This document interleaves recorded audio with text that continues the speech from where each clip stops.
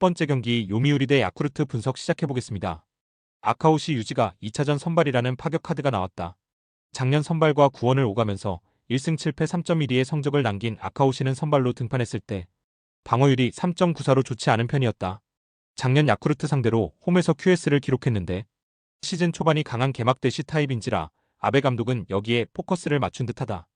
야쿠르트는 요시무라 코지로가 2차전 선발로 마운드에 오른다. 작년 9승 8패 3.19의 성적을 보여준 요시무라는 신인 때보다 한층 더 발전한 모습을 보여주었다. 작년 요미우리 상대로 3승 1패 1.32로 엄청나게 강한 요미우리 킬러였는데 도쿄돔 방어율 제로에 낮 경기 강점도 있는 터라 쾌투의 가능성은 꽤 높다고 할 수 있다. 에이스가 무너진 뒤 5이닝을 1실점으로 버텼다. 특히 8, 9회를 퍼펙트로 끝낸 이즈미 케이스케가 정말 큰일을 해낸 듯. 확실히 마지막에 라이델 마르티네즈가 있으니 투수들의 자신감이 다르다. 야쿠르트는 오쿠가와의 무실점 호투 이후 3.2이닝 6실점. 개막전부터 이 팀의 약점이 터져버렸다. 특히 좌타자 스페셜리스트로 낙점된 야마모토 다이키의 부진이 경기를 끝내버렸다고 해도 좋을 정도. 마무리로 올라와 3점 차를 날려버린 타구치 카즈토는 예년의 힘이 나오지 않는다. 7회까지 50, 마무리는 56. 전날 경기는 금년의 요미우리는 이전과는 다를 수도 있다는 걸 보여주는 부분이었다. 특히 후반부에 강해졌다는 게 포인트. 이번 경기는 선발에서 야쿠르트가 앞서 있다는 걸 고려한다면 불펜이 변수인데 타카츠 감독은 이 경기 연속으로 불펜 운용에 사고를 칠 타입은 아니다. 선발에서 앞선 야쿠르트가 신승을 거둘 것이다. 그러나 배팅은 그다지 권하고 싶지 않다. 두 번째 경기 요코하마 대 주니치 분석 시작해보겠습니다. 트레버 바우어가 다시 일본 무대 복귀전을 가진다. 2023 시즌 DNA에서 10승 4패 2.76의 성적을 남겼던 바우어는 적응을 거친 이후 무서운 투구를 과시한 바 있다. 그때에 비해서 나이를 2살 더 먹긴 했지만 지금의 바우어라면 충분히 이전의 위력을 과시할 수 있을 것으로 보인다. 주니치는 마츠바 타카히로가 2차전에 선발로 마운드에 오른다. 작년 17경기에 등판해 5승 6패 3.09의 성적을 남긴 마츠바는 역시나 반테린 도미. 남자답게 홈과 원정의 괴리가 확실한 투구를 보여주었다. 특히 작년 하마스타 등판 시 1승 2패 5.79의 피안타율이 무려 307이었다는 건 낮 경기 스페셜리스트임을 감안해도 기대가 되지 않는 기록이면 틀림없어 보인다. 아즈마 이후 야마스키 야스아키와 이리에 타이세이가 2이닝을 잘 막아냈다. 특히 이리에가 5점 차라고는 해도 3개의 아웃카운트를 모두 삼진으로 잡아낸 게 인상적이다. 그런데 야마사키가 마무리가 아니라면 마무리는 이세 히로무이려나. 주니치는 타카하시 히로토가 부진으로 강판된 뒤 3명의 투수가 깔끔한 투구를 보여주었다. 작년 주니치의 불펜 성적이 좋았던 건 이러한 상황에서 매우 잘 던지기 때문이다. 결국 승리조가 얼마나 던지느냐가 관건일 듯. 향후 메이저리그 진출급 에이스들의 맞대결은 허무하게 막을 내렸다. 즉, 타카하시의 하마스타 징크스를 깨지 못했다는 것. 바우어가 시즌 초반에 부진하긴 해도 바우어고 무엇보다 마츠바는 하마스타에서 기대를 하기 어렵다. 특히 전날 타카하시가 무너진 건 시리즈 내내 주니치에 불리하게 작용할 것이다. 전력에서 앞선 DNA의 낙승이 예상된다. 세 번째 경기 히로시마 대 한신 분석 시작해보겠습니다. 토코다 히로키가 시즌 첫 선발 마운드에 오른다. 작년 11승 9패 2.48의 성적을 남긴 토코다는 미친 듯한 전반기와 망해버린 후반기라는 극과 극의 모습을 보여주었다. 작년 한신 상대로 3승 2패 1.30으로 좋은 편이었지만 홈 경기 한정으론 기복이 있었고 작년 단 한 번도 낮 경기에 등판하지 않았다는 건 변수가 될 수 있다. 한신은 놀랍게도 토미다 렌이 2차전에 선발로 나선다. 작년 33경기에 구원으로 등판해 1패 4홀드 0.76의 성적을 남겼던 토미다는 추격조의 한 축을 든든하게 맡아준 바 있다. 선발은 2023년 2번 등판이었는데 이 경기 모두 이닝과 실점이 같을 정도로 좋지 않았고 그 점이 불펜으로 가게 된 이유였다. 가장 최근 오픈전에서 5이닝 7안타 3실점으로 좋지 않았는데 히로시마가 좌타자가 매우 강한 팀이라는 게 그를 등판시킨 이유일 것이다.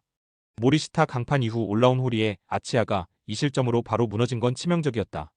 거기서 막았으면 어찌됐든 추격의 흐름을 만들 수 있었지만 2점 차와 4점 차는 다르다. 아무래도 이 문제가 시즌 내내 이어질 것 같은 예감이 든다. 한신은 무라카미 쇼키의 135구 투구 이후 마무리 이와사키 수구루가 공 6개로 마무리 지었다. 금년의 이와사키는 작년과 다를 게 없을 듯.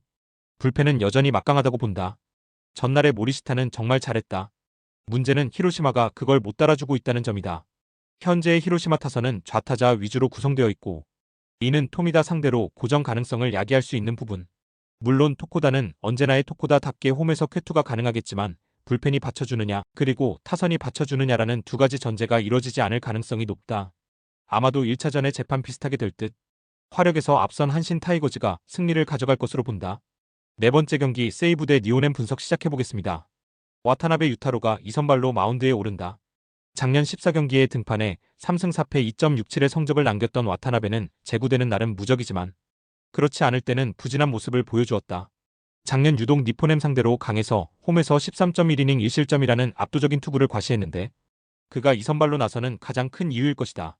니포넴은 카토 타카유키가 홈 개막전이 아닌 원정 2차전 선발로 나선다. 작년 10승 9패 2.70의 성적을 남긴 카토는 날이 더워졌을 때 부진한 투구를 보여준 게 아쉬움을 남겼다. 작년 세이브 상대로 피안타율이 무려 306이었는데 베르나돔에서의 카토는 오히려 홈에서의 카토보다 더 좋은 투수라는 걸 생각할 필요가 있다. 논할 수가 없다. 전날 이마이가 완투를 해버렸기 때문. 일단 승리조는 믿어볼 레벨은 될 것 같다. 니포넴은 등판이 없었다. 카네무라가 완봉을 해버렸기 때문. 다만 왠지 이 팀의 불펜은 재구 문제가 있을 것 같은 불길한 예감이 있다. 결국 전날 경기는 세이브가 세이브했다는 표현이 잘 어울린다. 낮 경기로 옮긴다고 크게 바뀌진 않을 듯. 작년 세이브의 낮 경기 성적은 13승 31패로 최악이었다. 와타나베는 그야말로 저격에 가깝고 카토는 베르나돔에서 강하다. 1차전에 이어 투수전이 되겠지만 이마이 뒤에 와타나베는 니포넴 타자들에게 조금 덜 위협적이다. 니포넴의 승리 가능성이 조금 더 높아 보인다. 다섯 번째 경기 오릭스 대 라쿠텐 분석 시작해보겠습니다. FA로 오릭스 유니폼을 입게 된 쿠리 아렌이 신고식을 치른다. 작년 7승 10패 3.21의 성적을 남긴 쿠리는 낮은 WHIP에도 불구하고 결정적일 때 한 방씩 맞는 문제 때문에 패배를 많이 하는 바 있다. 일단 센트럴리그 투수가 퍼시픽으로 갔을 때 적응하는 기간이 걸리는데 이걸 얼마나 줄이느냐가 관건일 것이다. 라쿠텐은 작년 라쿠텐의 깜짝 성공작인 코자 타츠키가 2차전 선발로 마운드에 오른다. 작년 15경기에 등판해 5승 8패 4.32의 성적을 남긴 코자는 버티기의 야구를 보여준 바 있다. 작년 오릭스 상대로 5이닝 무실점 투구를 보여주었는데 홈 경기에 비해 원정 투구가 좀 더 좋은 타입인지라 기대를 걸 여지가 있다. 다만 하야카와 뒤라는 게 강점이자 단점이다. 작년 살짝 아슬한 모습을 보여주었던 마차도가 첫 등판부터 거하게 불론을 터뜨렸다. 팀이 사요나라 안타를 때리지 않았다면 역적이 되었을 뻔. 시즌 초반에 마차도의 구위가 올라오지 않는다면 오릭스로선 고민이 많아질 수밖에 없다. 라쿠텐은 하야카와 이후 2.2이닝 동안 4명의 투수들이 1실점을 허용했다. 일단 가용자원은 잘 썼지만 신뢰도 높은 투수인 스즈키 소라가 사요나라 안타를 허용했다는 건 팀 분위기에 악영향을 미칠 수 있는 요소. 역시 우타자를 잡기 위해선 스즈키보다는 후지이라를 아끼면 안 되는 거였다. 서로 9회 초와 9회 말에 점수를 주고받으면서 승부가 갈렸다. 일단 양팀 모두 후반에 아쉬움이 있었다는 건 부인할 수 없는 부분. 일단 선발에 있어선 오릭스가 조금 나아 보이긴 하지만 쿠리는 아무래도 퍼시픽 적응 시간이 필요하다는 느낌이 있는 편. 그러나 코자 역시 한계점이 있는 투수고 하야카와 뒤는 조금 불안하다. 전날과 마찬가지로 불펜 대결인데 최소한 오릭스는 홈에서 불펜전에서 밀리는 경우는 드물었다. 후반에 강한 오릭스가 신승을 거둘 것으로 본다. 여섯 번째 경기 소프트뱅크 대 지바롯데 분석 시작해보겠습니다. 오제키 토모이사가 2차전 선발로 마운드에 오른다. 작년 8승 4패 2.50의 성적을 남긴 오제키는 뛰어난 투구 내용에도 불구하고 부상과 불운이 겹치면서 아쉬운 결과물을 낸 바 있다.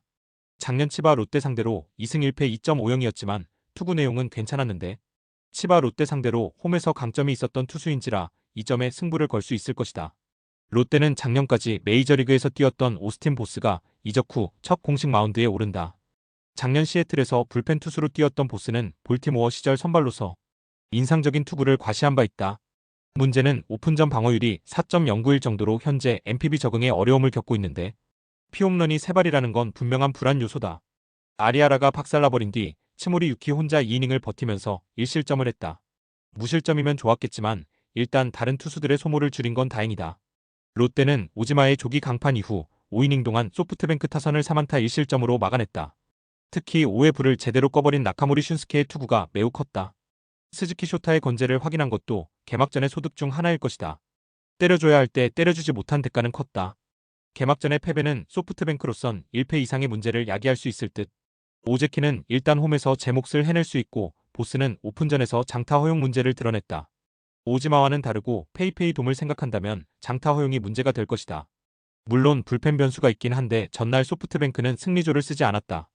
홈에 2점을 지닌 소프트뱅크가 어쨌든 승리할 것으로 본다. 스포츠 당첨에 제일 중요한 건 조합입니다.